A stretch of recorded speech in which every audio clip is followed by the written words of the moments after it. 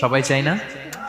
এটাই আজকে আমাদের আলোচনার টপিক, যে যাদেরকে আল্লাহ ভালোবাসেন। আমরা আজকের এই চমৎকার সন্ধ্যায় জেনে নিব যে আল্লাহ তাআলা কাদেরকে পছন্দ করেন এবং কাদেরকে ভালোবাসেন। এবং প্রিয় ভাই এবং বোনেরা, আল্লাহ তাআলার ভালোবাসা অর্জন এটা মানব জীবনের সবচাইতে বড় সৌভাগ্যের বিষয়। কি বলেন? আমরা যদি প্রেসিডেন্টের কাছের লোক হই, প্রধানমন্ত্রীর যদি কাছের লোক হই, যদি আমরা জানি যে পিএম আমাকে ভালোবাসে, প্রেসিডেন্ট আমাকে ভালোবাসে, কেমন লাগবে? ভালো লাগবে।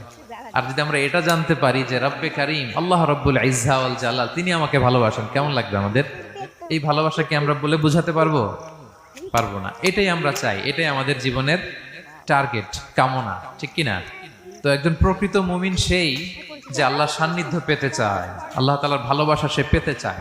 এবং মজার ব্যাপার হচ্ছে আল্লাহ তাআলা সুস্পষ্ট স্টেটমেন্টের মাধ্যমে কালামুল্লাহ মাজিদে তিনি জানিয়ে দিয়েছেন তিনি কাদেরকে কাদেরকে ভালোবাসেন। আজকে